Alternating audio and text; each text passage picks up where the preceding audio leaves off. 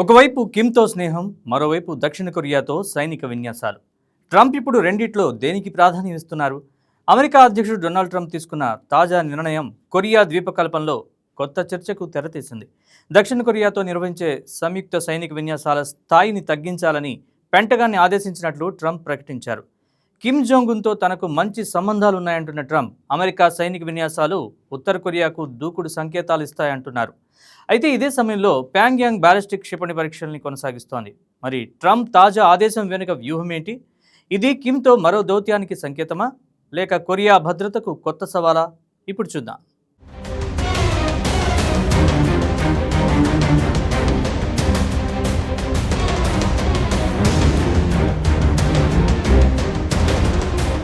America అధ్యక్షుడు Donald Trump కీలక ఆదేశాలు జారీ చేశారు. దక్షిణ కొరియాతో నిర్వహించే సంయుక్త సైనిక విన్యాసాలను తగ్గించాలని పెంటగాన్ను ఆదేశించినట్లు ఆయన వెల్లడించారు. ఉత్తర కొరియా అధినేత కిమ్ జోంగ్ ఉన్తో తనకు మంచి సంబంధాలు ఉన్నాయని పేర్కొంటూ ట్రంప్ ఈ నిర్ణయాన్ని సమర్థించారు. ఆదివారం ట్రూత్ సోషల్లో చేసిన పోస్టులో ట్రంప్ ఈ విషయాన్ని వెల్లడించారు. ఆగస్టు 17న ప్రారంభం కానున్న ఉల్చి ఫ్రీడమ్ షీల్డ్ సైనిక విన్యాసాలను పూర్తిగా రద్దు చేయడం ఇప్పుడు సాధ్యం కాదని పేర్కొన్నారు. అయితే ఈ విన్యాసాల్లో అమెరికా పాల్గొనడానికి అంగీకరించడమే తనకు అసంతృప్తిని కలిగించిందని ఆయన తెలిపారు.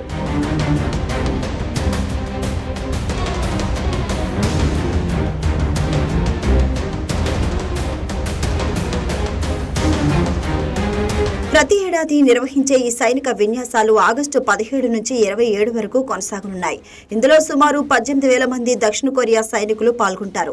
ఉత్తర కొరియా పెంచుకుంటున్న సైనిక సామర్థ్యాలను ఎదుర్కొనేందుకు ఈ విన్యాసాల్లో పలు కీలక శిక్షణా కార్యక్రమాలు నిర్వహించనున్నారు. డ్రోన్లను అడ్డుకోవడం, జీపీఎస్ సిగ్నల్స్ కు అంతరాయం కలిగించే పరిస్థితులను ఎదుర్కోవడం, సైబర్ దాడుల నుంచి రక్షణ వంటి అంశాలపై సైనికులకు శిక్షణ ఇవ్వనున్నారు.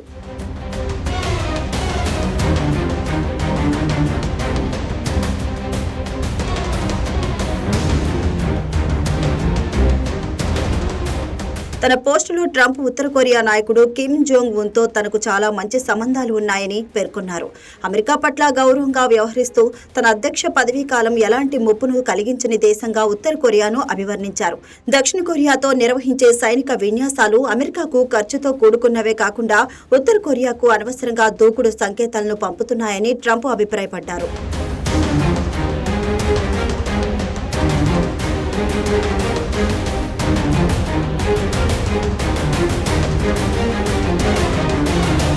అమెరికా, ఇజ్రాయెల్, ఇరాన్ మధ్య కొనసాగుతున్న ఉద్రిక్తతలను కూడా ట్రంప్ తన పోస్టులో ప్రస్తావించారు.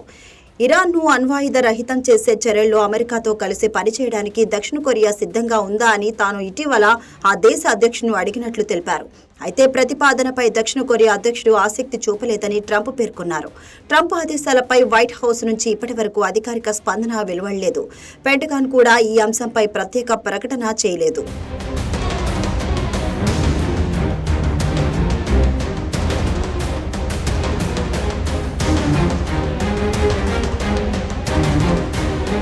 అమెరికా, దక్షిణ కొరియా సంయుక్త సైనిక విన్యాసాలను ఉత్తర కొరియా ఎప్పటి నుంచో తీవ్రంగా వ్యతిరేకిస్తుంది. ఇవి తమపై దాడి సన్నాహాల్లో భాగమని ప్యాంగ్యాంగ్ ఆరోపిస్తుంది.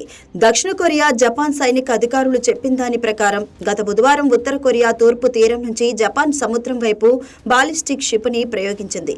అంతకుముందు ఆగస్టు 6న కూడా ఉత్తర కొరియా స్వల్ప శ్రేణి బాలిస్టిక్ క్షిపణిని పరీక్షించింది.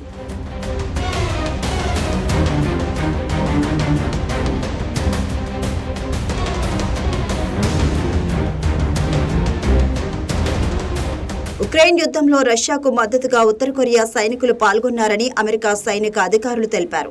ఈ సమయంలో వారికి డ్రోన్ల వినియోగం, ఎలక్ట్రానిక్ వార్ఫేర్, సైబర్ కార్యకలాపాలు వంటి ఆధునిక యుద్ధ సామర్థ్యాల్లో గణనీయమైన అనుభవం లభించిందని వారు పేర్కొన్నారు. ఈ నేపథ్యంలో అమెరికా, దక్షిణ కొరియా సైనిక విన్యాసాల స్థాయిని తగ్గించాలన్న ట్రంప్ నిర్ణయం కొరియా ద్వీపకల్పంలో భద్రతా పరిస్థితులపై, అలాగే అమెరికా, ఉత్తర కొరియా సంబంధాలపై ఎలాంటి ప్రభావం చూపుతుందనేది ఆసక్తికరంగా మారింది.